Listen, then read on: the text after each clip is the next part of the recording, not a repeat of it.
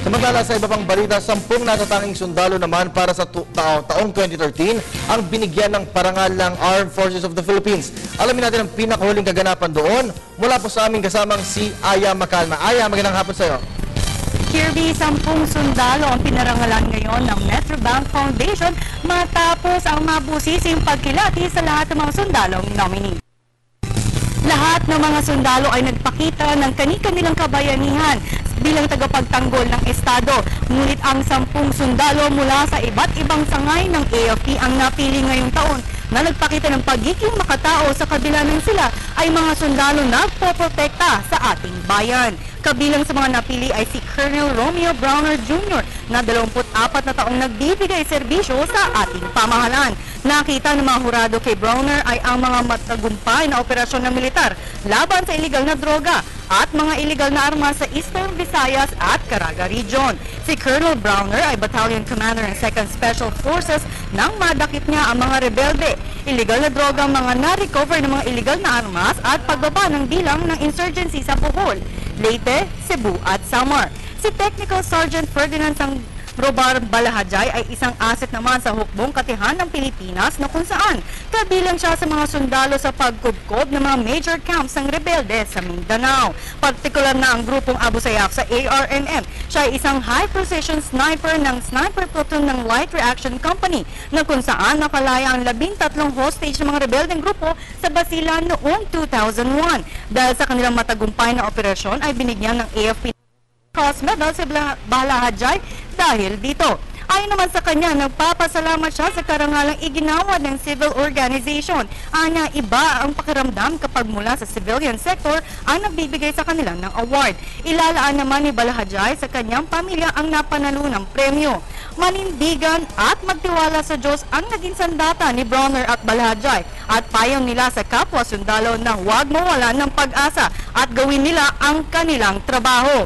Ang iba pang nakatanggap ng parangal ngayon ay mula sa Outstanding Philippine Soldiers sa 2013 ay sina Enlisted Personal Chief Master Sergeant Rogelio Mendoza ng Philippine Army, Commission Officer Captain Vicente Sejoco, Technical Sergeant Dante Berganyo, Hospitalman 3rd Class Sergeant Estropigan ng Philippine Navy, Lieutenant Colonel Moises Micor, Master Sergeant Alberto Pesebre, Technical Sergeant Nolito Tumesa ng Philippine Air Force at Major Danek Dang-Awan ang Evangelical Chaplain ng AFP. Kirby, ang Metrobank Foundation ay 14 na taon na nagbibigay parangal sa mga sundalo. Katuwa ang Rotary Club ay taon-taon silang naghahanap ng 10 sundalong nagpakita ng kanilang kabayanihan. Bukod sa prestigyosong award, ang lahat ng nanalo ay makakatanggap ng 1,000 pesos at trophy. At Kirby, samantala kanina binisita namin ang Marikina at Kirby, hindi na dapat mabahala ang mga residente ng taga Marikina dahil nasa normal na level pa rin ang Marikina River na kung saan nga kanina 13 or 13 meters pa lang ang level ng tubig kanina sa Marikina River. At kasi nga kanina umaga medyo tumaas siya. Although hanggang normal level pa rin naman daw to ayon sa lokal na pamahalaan. At sa ngayon, humupa na to at patuloy pa rin silang nakamonitor sa Marikina River dahil nga tag-ulan na.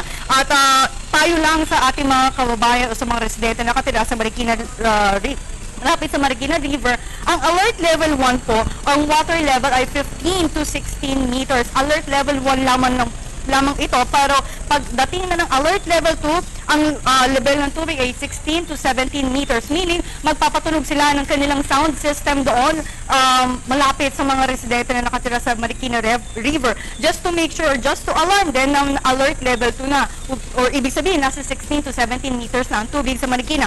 Habang pag alert level 3 naman, 17 meters beyond. Ang 17 meters po, magpapatunog na ng sirena ang lokal na pamahalaan. At pag alert level 3 na, kailangan mag-evacuate na or inaabisuhan lang ang ating mga residente na kailangan nilang mag-evacuate. Pero pagdating na ng alert level 4, yung highest alert, which is on the 18 meters na to, kailangan forced evacuation na ang ipapatupad ng lokal na pamahalaan. Kirby?